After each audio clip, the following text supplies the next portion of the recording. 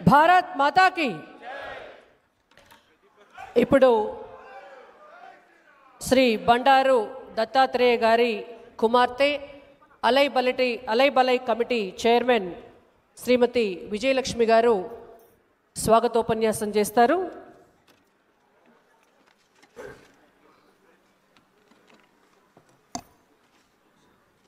అందరికీ నమస్కారం.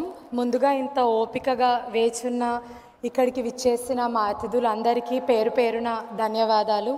ఈరోజు మా ఆహ్వానాన్ని మన్నించి విచ్చేసిన వేదిక మీద ఉన్న పెద్దలకు, ఇక్కడికి విచ్చేసిన సహచర మిత్రులకు, మా కుటుంబ సభ్యులకు, మీడియా మిత్రులకు, అత్యంత ఆత్మీయమైన మా పార్టీ కార్యకర్తలకు, ఈ వేదికలు అలంకరించిన పెద్దలకు మరోసారి ధన్యవాదాలు తెలుపుకుంటూ, ముందుగా పుస్తకావిష్కరణ కార్యక్రమం బండారు దత్తాత్రేయ గారి జీవిత చరిత్ర, ఇట్లాంటి ఒక మహత్కర కార్యక్రమాన్ని ఆవిష్కరించడానికి అలైబలై ఫౌండేషన్కి బాధ్యత ఇచ్చినందుకు మేమందరం చాలా చాలా సంతోషపడుతున్నాం. ఈరోజు మేము చేసే ఈ పుస్తక ఆవిష్కరణ మా వ్యవస్థాపకుడి జీవిత చరిత్రను ఆవిష్కరించడం గాను, లేదా నేను ఒక కూతురిగా నా తండ్రి జీవితాన్ని పుస్తకావిష్కరణ కార్యక్రమం నిర్వహించడం గాను కాకుండా, ఒక నిరుపేద కుటుంబం నుంచి వచ్చిన ఒక ప్రజానాయకుడి జీవితం, నిరుపేద కుటుంబం నుంచి వచ్చిన పేదరికం ఆయనకి ఏ రోజు అడ్డు కాలేదు, కష్టాల కడలిలో సాగిన యవ్వనం నుంచి నడిచిన ఆయన నిరాశ పడలేదు. సంఘ్ ఆయనకి క్రమశిక్షణను నేర్పింది, దేశభక్తిని నేర్పింది. అట్లాగే కడుపు ఖాళీగా ఉన్న గుండె నిండా ఆదర్శంతో, దేశభక్తితో ముందుకు సాగుతూ శవాల కుప్పలో, ఇసుక దిమ్మెలో, దివిసీమ ఉప్పెన తెచ్చిన చేదు గుర్తుల నుండి నలుగురితో కలిసి నడిచినాడు. 4 సార్లు ఎంపీగా గెలిచినాడు. సికింద్రాబాద్ ప్రజల ఆశలు ఆకాంక్షలు నెరవేరుస్తూ 3 సార్లు కేంద్ర మంత్రిగా పనిచేస్తూ, ఈరోజు గవర్నర్గా అంత ఎత్తు ఎదిగినా ఇంకా ఆయన ఒదిగే ఉంటాడు. అట్లాంటి ఒక ప్రజానాయకుడు జీవితాన్ని అందరి ముందుకు తీసుకురావాలి అన్న ఉద్దేశంతో అలైబలై కమిటీ ఈరోజు ఈ కార్యక్రమాన్ని నిర్వహించడం మాకు చాలా గర్వకారణం. అట్లాగే మీ అందరికీ తెలుసు, ఈరోజు ప్రజా జీవితంలో ఉన్న బండారు దత్తాత్రేయ గారి పుస్తకావిష్కరణ మాత్రమే మీ ముందుకు వచ్చింది. కానీ ఆయన జీవితం ఒక తెరిచిన పుస్తకం లాంటిది. ఆయన జీవితం ఏనాడో ఆయన ప్రజలకు అంకితం చేసినారు. కాబట్టి ఒక 3 సందర్భాలు వారి కూతురుగా ఈ వేదిక నుంచి మీ అందరితో నేను పంచుకోవాలనుకుంటున్నా. ఇక్కడ మీ అందరికీ తెలుసు, చాలామంది కార్యకర్తలకి మీ దత్తన్న స్వయాన ఫోన్ చేసి శుభాకాంక్షలు తెలుపుండొచ్చు. కానీ వారి కూతురుగా ఉన్న నాకు కానీ, వాళ్ళ కొడుకుగా ఉన్న వైష్ణవ్కి కానీ, ఆయన సొంత వివాహ వార్షికోత్సవం కూడా ఈరోజు మీరు అడిగినా ఆయనకి తెలియదు. పక్కన ఎవరైనా చెప్తే మాకు ఫోన్ చేసి విషెస్ చెప్తారు. అట్లాంటి చాలా సందర్భాలు మాకున్నాయి. అట్లాగే తరాలు మారినా ఆయన పాత జ్ఞాపకాలతో కొత్త కార్యకర్తల్ని సైతం అమిడిపోయి అందరినీ కలుపుకుపోయే మీ దత్తన్న రైల్వే మినిస్టర్గా ఉన్నప్పుడు ఒక సందర్భం, ఒక టీవీ యాంకర్ వారిని అడగడం జరిగింది, మీ కూతురు పేరేంది సార్, ఆమె ఏం చదువుతుంది అంటే, నా బిడ్డ పేరు విజయలక్ష్మి అని. అదృష్టానికి నా పేరు కరెక్ట్గానే చెప్పిండు. కానీ ఆ రోజు నేను 7వ తరగతి చదువుతుంటే నా బిడ్డ 4వ తరగతి చదువుతుందని చెప్పిండు. అది నేను ఇంకా మర్చిపోని సందర్భం. ఈరోజు చాలా ఆప్యాయంగా పిలుచుకునే మీ అందరికీ, అందరి ఇంటి పెళ్ళిళ్ళకి ఆయన ఆత్మీయుడు కావచ్చు. ఇక్కడ మా కుటుంబ సభ్యుల పెళ్ళిళ్ళకి మాత్రం ఈ రోజుకి ఆయన ఒక ఆత్మీయ అతిథుడు మాత్రమే. ఈ రోజు కూడా ఆయన మాకు ఇచ్చే టైం ఒక అతిథిలాగే ఇస్తారు. దానికి పేరు సరిగ్గా సముచితంగా జరుపుకుంటూ ప్రజల కథే నా ఆత్మకథ అని ఆ పేరు పెట్టినాము. కాబట్టి ఈరోజు దత్తన్న ఆత్మీయులైనా, ఆయన కుటుంబంగా మేమందరమైనా ఆ టైటిల్, ఆ బుక్కి ఇచ్చిన ఆ పేరు సరిగ్గా సరిపోతుందని మేము నమ్ముతా ఉన్నాం. ఈరోజు 360 పేజీల పుస్తకంలో కుటుంబంకి అంటే కష్టంగా 7 పేజీలు ఇచ్చిండు నాన్న. కాబట్టి అట్లా ఆయన జీవితం అంతా ప్రజలకి అంకితం చేసిన మనిషి. అట్లాగే మీ అందరికీ తెలుసు, 20 ఏండ్ల నుంచి జరుపుతున్న కార్యక్రమం అలైబలై. ఆయన ఆత్మీయతకు, ఆయన దాసరికతకు, ఆయన ఆత్మీయతే మా మార్గం, ఆయన దాసరికతే మా దారిగా పరోపకార శరీరం ఇదం అన్న నినాదంతో అన్న స్ఫూర్తితో మొదలుపెట్టిన కార్యక్రమం అలై బలై. ఈ లోకం, ఈ ప్రపంచం ప్రేమ కన్నా ద్వేషం వైపు నడుస్తూ ఉంది. కానీ అందరూ కలిసికట్టుగా నడిస్తేనే మన బలం అని నమ్మి రూపొందించిన వేడుక అలై బలై. ఆ స్ఫూర్తితోనే అలై బలై ఫౌండేషన్ ఇంకా ఇట్లాంటి స్ఫూర్తిదాయక కార్యక్రమాలు చాలా చాలా జరుపుతుంది అని మనస్ఫూర్తిగా మీ అందరికీ హామీ ఇస్తున్నాము. ఈ పుస్తకం ఒక రూపానికి రావడానికి ఎందరో శ్రమించినారు. వారందరికీ శిరస్సు వంచి నమస్కరిస్తూ, నిర్వాహకులు ఇచ్చిన ఈ సమయాన్ని దాటలేదు అని భావిస్తూ మరోసారి ఇక్కడ విచ్చేసిన అందరికీ పేరు పేరున ధన్యవాదాలు. జై హింద్.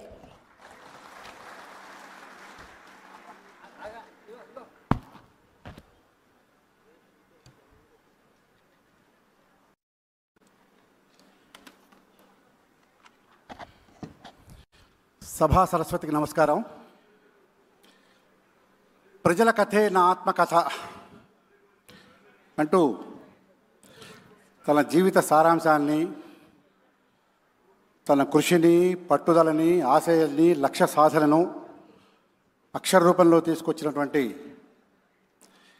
బండారు దత్తాత్రేయ గారి జీవిత కథను మాజీ రాష్ట్రపతి శ్రీ రామ్నాథ్ కోవింద్ గారి కరకమలములచే ఆ పుస్తకాన్ని ఆవిష్కరణ చేయాలని వారిని సవినయంగా మనవిస్తూ కోరుకుంటూ, శ్రీ రామ్నాథ్ కోవింద్ గారు పుస్తకం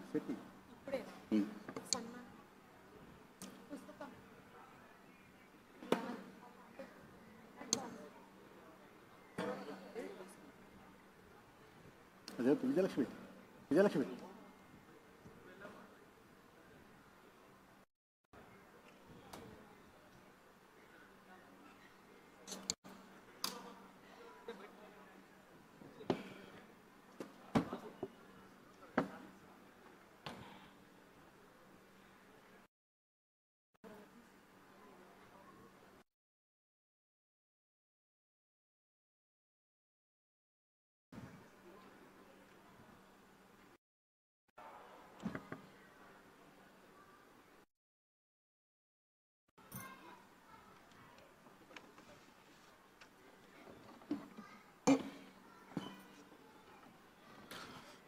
మాజీ రాష్ట్రపతి గారు రామ్నాథ్ కోవింద్ గారి చేతుల మీదుగా పుస్తకావిష్కరణ కార్యక్రమం.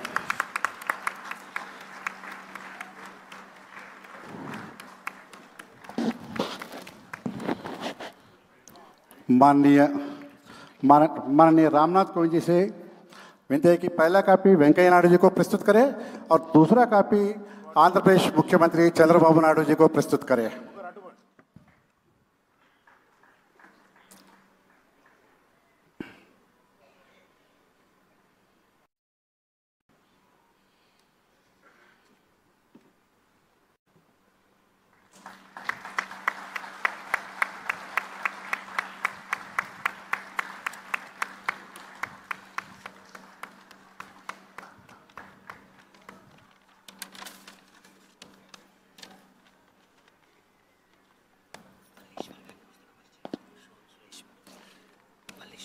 ఈ పుస్తకాన్ని పరిచయం చేయడం కోసం ఈ పుస్తకాన్ని ఎంఎస్కో వాళ్ళు ప్రచురించారు. ఎంఎస్కో పబ్లికేషన్స్ వాళ్ళు. ఎంఎస్కో పబ్లికేషన్స్ తరఫున సీనియర్ పాత్రికేయులు, తెలుగు జర్నలిజంలో చెప్పుకోదగ్గటువంటి స్థానాన్ని సంపాదించినటువంటి వాళ్ళు శ్రీ జి వల్లీశ్వర్ గారిని ఈ పుస్తకాన్ని వేదిక సభకు పరిచయం చేయవలసిందిగా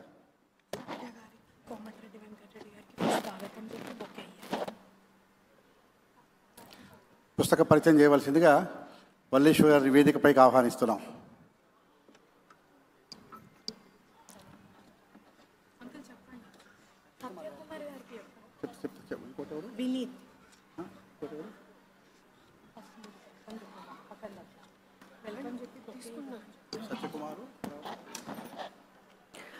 ఆంధ్రప్రదేశ్ మంత్రివర్యులు సత్యకుమార్ గారికి, అలాగే సత్యకుమార్ గారికి వినీత్ గారిని బొకే ఇవ్వవలసిందిగా కోరుతున్నాము.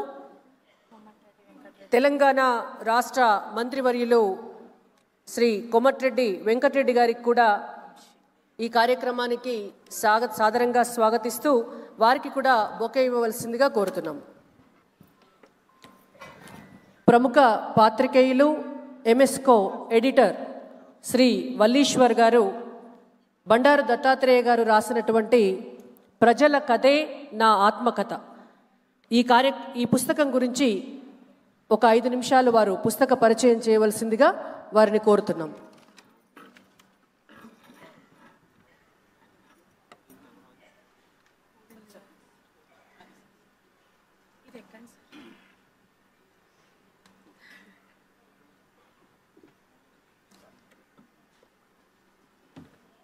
వేదిక మీద ఉన్నటువంటి భారత మాజీ రాష్ట్రపతి రామ్నాథ్ కోవింద్ గారికి, మాజీ ఉపరాష్ట్రపతి వెంకయ్య నాయుడు గారికి, మన ప్రీతం నాయకులు బండారు దత్తాత్రేయ గారికి, ముఖ్యమంత్రి చంద్రబాబు నాయుడు గారికి, తెలుగు ఆంధ్ర రాష్ట్రాల వివిధ రాష్ట్రాల గవర్నర్లు, మాజీ భారత ప్రధాన న్యాయమూర్తి రమణ గారికి, మిగతా పెద్దలందరికీ నమస్కారం. మీ అందరికీ నమస్కారం.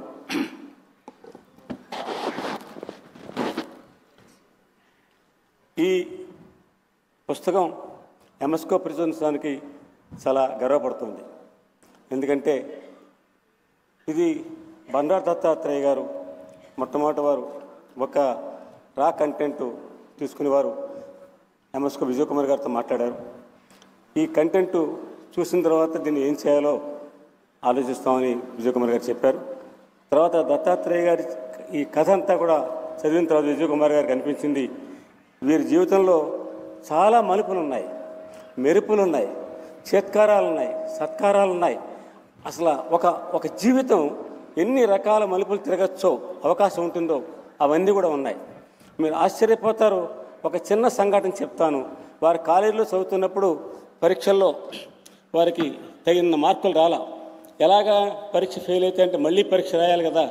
అప్పుడు కాలేజీలోకల్లా బాగా చదువుతున్నటువంటి విద్యార్థుల్లో ఒక అమ్మాయి ఉంది, చాలా అందమైన అమ్మాయి, కాలేజీ బ్యూటీ ఆమె పేరు వహీదా బేగం. ఆమె దగ్గరికి వెళ్ళి నీ నోట్స్ నాకు ఇస్తావా, నేను రాసుకుంటా అంటే ఆమె ఆనందంగా ఇచ్చింది.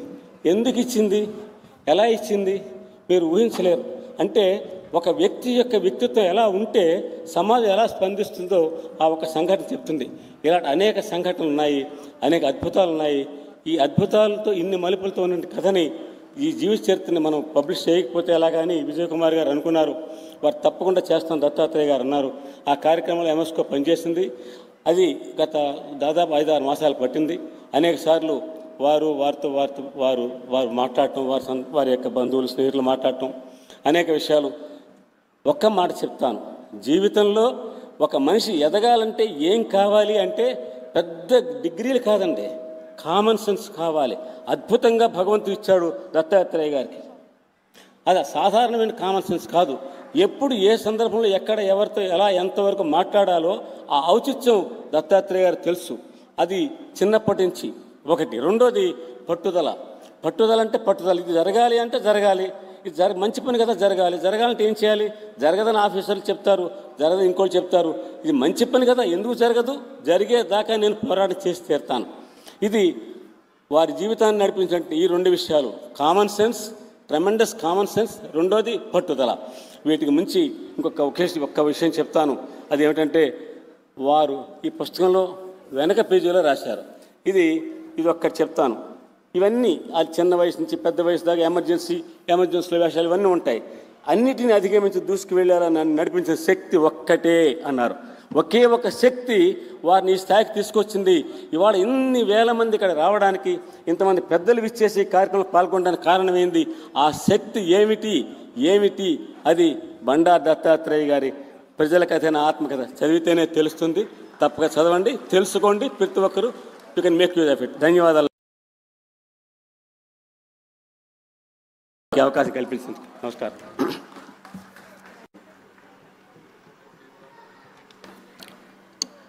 వల్లీశ్వర్ గారికి ధన్యవాదాలు. ఇప్పుడు మనల్నందరినీ కూడా ఉద్దేశించి గౌరవనీయులు పెద్దలు రామ్నాథ్ కోవింద్ గారు మాట్లాడవలసి.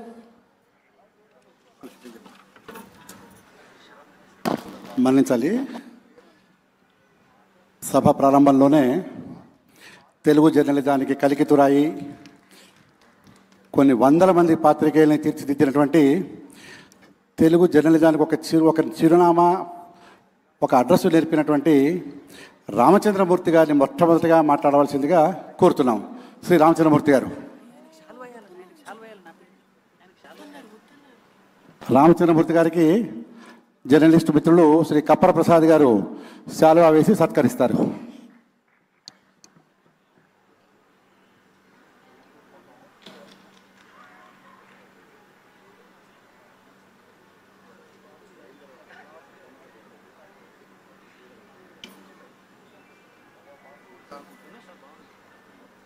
సార్ నమస్కారం.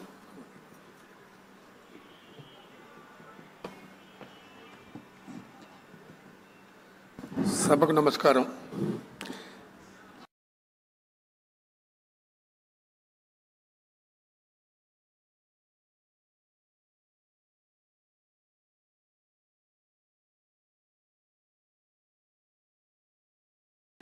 వేదిక మీద ఉన్న మహానుభావుడు, సభలో ఉన్న పెద్దలు అందరికీ నమస్కారం. దత్తాత్రేయ గారు ప్రజల మనిషి కాబట్టి ఆయన జీవిత కథ అంటే ప్రజల కథ. చక్కగా హెడ్డింగ్ సరిపోయింది. దత్తాత్రేయ గారు హైదరాబాద్లో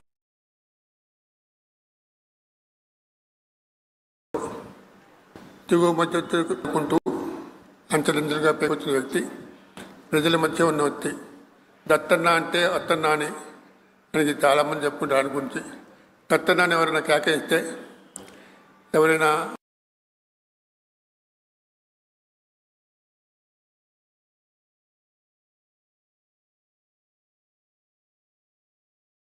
పిలిస్తే ఈయన పరిగెత్తుకుంటూ వెళ్ళే రకం. అప్పటించి ఇప్పటిదాకంతే పేదల పద్య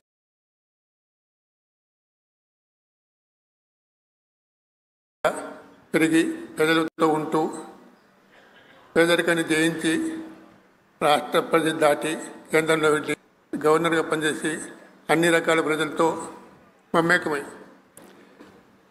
జీవించిన వ్యక్తి దత్తాత్రేయ జీవితం గురించి తెలుసుకుంటే మనం తెలుగు రాష్ట్రాల ప్రజల జీవితం గురించి, భారతదేశం జీవితం గురించి తెలుసుకోవచ్చు.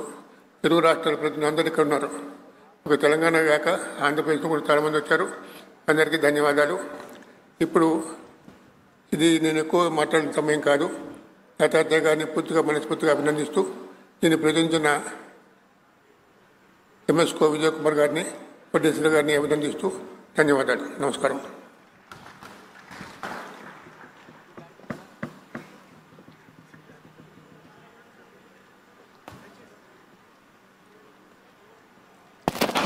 గౌరవనీయులు రామచంద్రమూర్తి గారికి మేముంటాను ఇవ్వవలసిందిగా బండారు దత్తాత్రేయ గారిని కోరుతున్నాం. శ్రీ సభను ఉద్దేశించి వచ్చి శ్రీ కోమటిరెడ్డి వెంకటరెడ్డి గారిని మాట్లాడవలసిందిగా కోరుతున్నాం.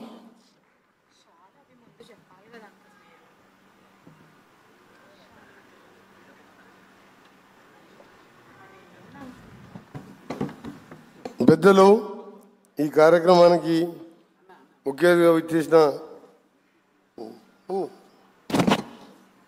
మాజీ రాష్ట్రపతి వర్యులు రామ్నాథ్ కోవింద్ గారికి, పెద్దలు, తెలుగు రాష్ట్రాలే కాదు దేశ ప్రజలందరూ గురించే మహోన్నత వ్యక్తి వెంకయ్య నాయుడు గారికి, మన ప్రియతమ నాయకులు, హైటెక్ సిటీ చూసిన హైదరాబాద్ అన్న ఎప్పుడు జ్ఞాపకం వచ్చే చంద్రబాబు నాయుడు గారు వాడు రావడం, అలాగే కేంద్ర మంత్రివర్యులు కిషన్ రెడ్డి గారికి, ఇంకా వేదిక మీద పెద్దలందరికీ, ఈరోజు అజాత శత్రువు, అందరూ ప్రేమించే నాయకుడు, పార్టీలకు అతీతంగా ప్రజలకతే నా ఆత్మకథ అంటూ మన దత్తాత్రేయ గారు ఎప్పుడు ఎక్కడ కలిసినా, గత 5 సార్లు నేను ఎమ్మెల్యేగా ఒకసారి ఎంపీగా ఉండి ఎక్కడ కలిసినా ఆత్మీయంగా పలకరించే మంచి మనసున్న వ్యక్తి దత్తాత్రేయ గారు. ప్రజలకతే నా ఆత్మకథ అని ఒక పుస్తకం ఆవిష్కరించుకోవడం, ఇంత మహామనుభవం రావడం, వారికి ఇంకా కూడా ఆయుర ఆరోగ్యాలతో నిండా నిధులు ఆరోగ్యంగా ఉండాలని భగవంతుని ప్రార్థిస్తూ వేదిక మీద పెద్దలందరికీ మీ అందరికీ కూడా నమస్కారాలు తెలియజేసుకుంటూ సెలవు తీసుకుంటాం.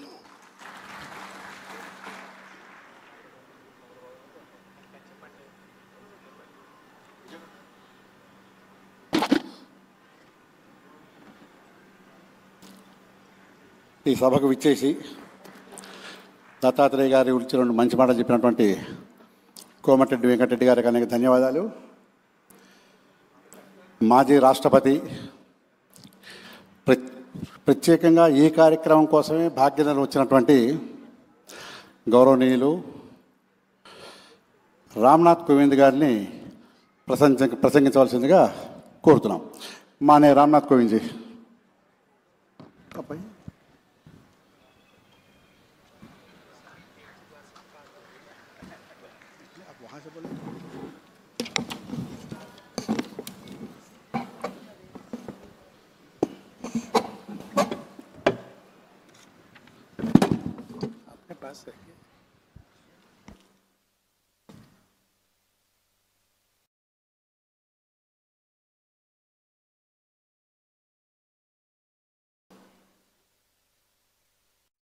हरियाणा के राज्यपाल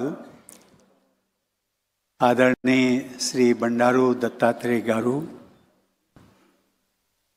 की आत्मकथा, जिसका नाम है जनता की कहानी और मेरी आत्मकथा,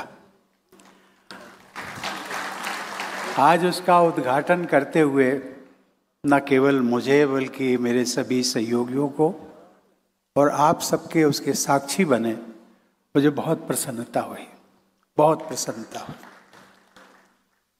मैं अपने को रोक नहीं पाया।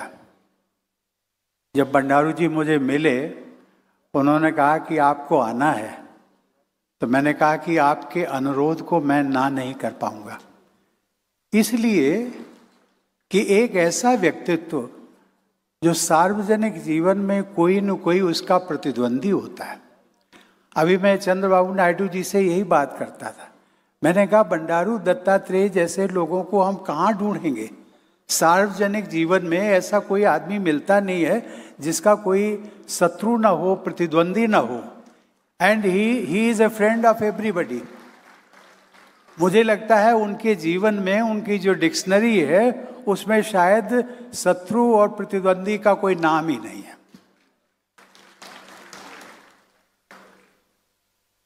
इस सभागार में उपस्थित विशेषकर मंच पर श्री नारा चंद्रबाबू नायडू, मुख्यमंत्री Andhra Pradesh, Shri G Kishan Reddy, minister of coal and mines, Bharat सरकार,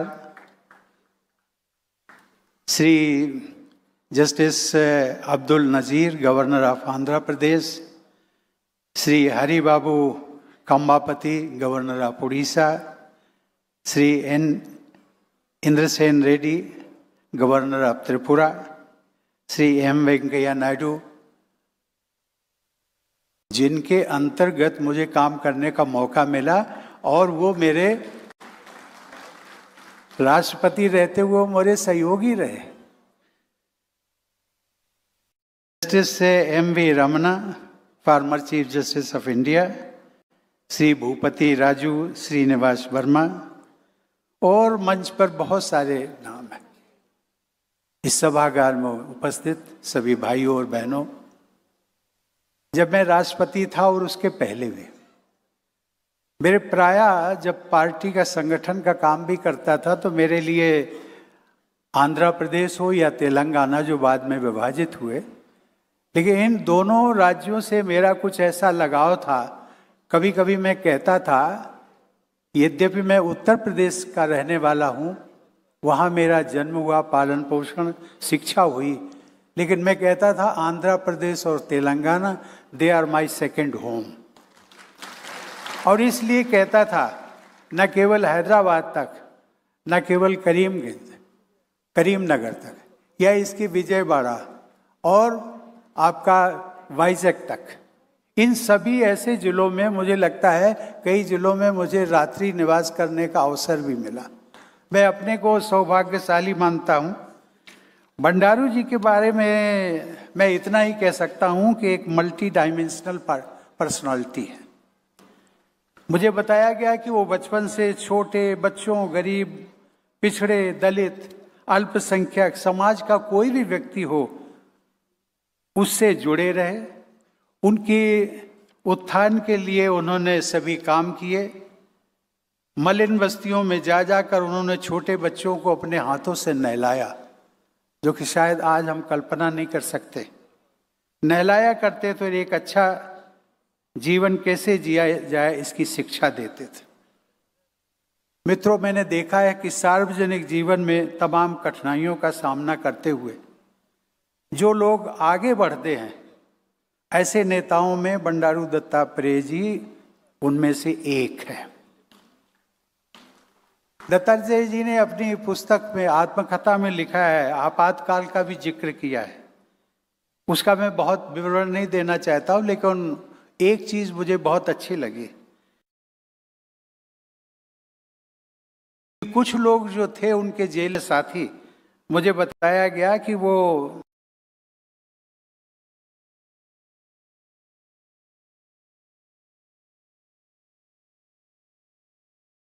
दूर रहे, कैसे रह सकते हैं। तो उनको बंडारू जी हंसते खेलते भजन गाते हुए और उन्होंने अपने जीवन जेल में काट दिए। और वो कहते थे अपने साथियों को कि वे उदास मत हो, क्योंकि सुबह वाली गाड़ी से चले जाएंगे। एक ये हौसला बढ़ाते थे हर किसी कैदी को, जो उनका सहयोगी था उसको कहते थे सुबह वाली गाड़ी से चले जाएंगे, अर्थात हम लोग we will get released from the jail, और यहाँ से हम मूव कर जाएंगे। इस प्रकार की जो उनकी बहुत सारी याददाश्त हैं, ताज़ा तरोज आज हो रही हैं आप लोगों के बीच में, तो उन्होंने काम किया है। मैं इसमें केवल इतना ही कहना चाहता हूँ, अभी हमारे वक्तागण बहुत हैं, लेकिन उन्होंने जितनी भी, मेरा उनसे संपर्क बहुत पुराना, जब मैं सांसद था 1994 से लेकर के, तो मेरी उनके साथ में मित्रता हुई। वो मंत्री भी बने और पार्टी में काम भी करते रहे, लेकिन मैंने उन्होंने देखा कि केंद्रीय और रोजगार मंत्री के रूप में उन्होंने जो इनिशिएटिव लिए मजदूरों के लिए, उसमें न्यूनतम वेतन अर्थात मिनिमम वेजेस, मिनिमम पेंशन और ग्रेच्युटी में बढ़ोतरी, बाल मजदूरी संशोधन अधिनियम, मातृत्व लाभ में बढ़ोतरी जैसे अनेकों कार्य किए, जिससे आज लाखों करोड़ों श्रमिकों को उस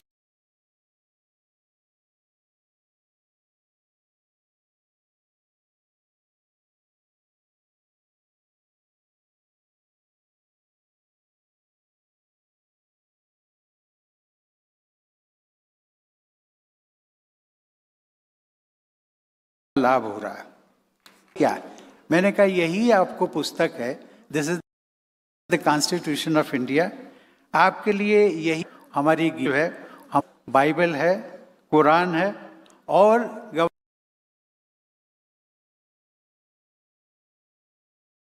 गवर्नर के पद पर रहते हुए आपको इसी आपके जो निर्णय लेंगे राजभवन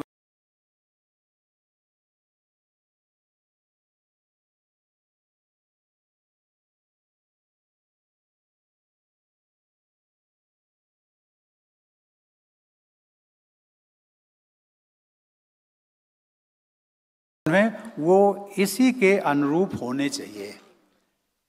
मुझे एक बात का, और मैं जब लगभग 1 साल हो गया तो मुझे फिर मिले, शिष्टाचार मुलाकातें होती थी, तो मैंने पूछा, बंडारू जी आप तो दक्षिण भारत के रहने वाले हैं, ऐसा जिसको कि हम कहते हैं कि वहाँ गर्मी बहुत होती है, गर्मी में आप रहने वाले और आपकी पोस्टिंग हो गई हिमाचल शिमला तक तो ठीक है, लेकिन शिमला से एक जगह आती है लाहौल स्पीति, जहाँ पर कि 0 टेम्परेचर 0 से भी नीचे जाता। मैंने कहा वहाँ कैसे आप जाएंगे, वहाँ कैसे रह सकते हैं? यदि आपको लोक सेवा का कार्य करना है तो वहाँ आपको जाना जरूरी भी है, लेकिन हमें ये बताइए आप जाएंगे कैसे? तो बंडारू जी ने कहा कि मैं तो चाहता हूँ कि वहाँ से मुझे शिफ्ट कर दिया जाए। तो मैंने कहा कि बंडारू जी आप यदि ट्रांसफ़र चाहते हैं तो माननीय वेंकैया जी बैठे हुए, माननीय वेंकैया जी से बात करिए और लोगों से बात करिए, प्रधानमंत्री जी से। कह लगे नहीं, हमने आपको अपनी तकलीफ बता दी है और आपको जो उचित लगे वो आप करिएगा। एक बात कि सर आपने मेरे मन की बात छीन ली, मुझे इतना साहस नहीं हो रहा था कि मैं किसी को कहूं कि भाई मुझे ऐसी जगह क्यों आपने पोस्टिंग कर दी है जहां पर सर्दी ही सर्दी होती है। आपने मेरे मन की बात पढ़ ली और इसके लिए मैं बहुत आपका आभारी हूं। और ईश्वर की कृपा से, मेरी कृपा कुछ भी नहीं, ईश्वर की कृपा से उनका 1.5 वर्ष बाद तबादला भी हो गया। हरियाणा में बहुत अच्छा लग रहा है। भंडारू जी, ये जो मैं संख्या देख रहा हूँ आपके शुभचिंतकों की, आपके चाहने वालों की, ये सचमुच में ऐसा लग रहा है जैसे आपका हम जन्मदिन सेलिब्रेट कर रहे हैं। मैं जानता हूं कि आज का आपका जन्मदिन नहीं है, लेकिन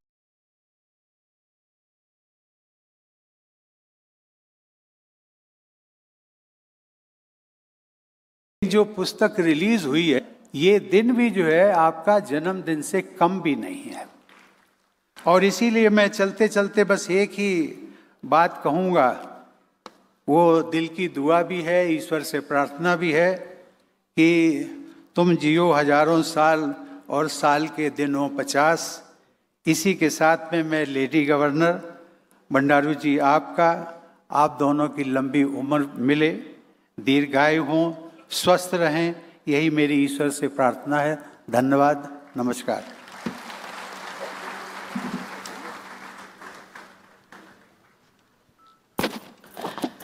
రామ్నాథ్ కోవింద్ గారికి ధన్యవాదాలు సార్. ఇప్పుడు ఈ వేదికను ఉద్దేశించి ఆంధ్రప్రదేశ్ ముఖ్యమంత్రి వర్యులు శ్రీ చంద్రబాబు నాయుడు గారు మాట్లాడతారు. వారికి ముందుగా దత్తాత్రేయ గారు అలాగే వారి కుమార్తె విజయలక్ష్మి గారు మొమెంటో బహుకరిస్తారు. దుబ్బాక ఎమ్మెల్యే రఘునందన్ రావు గారు శాలువాతో వారిని సత్కరిస్తారు.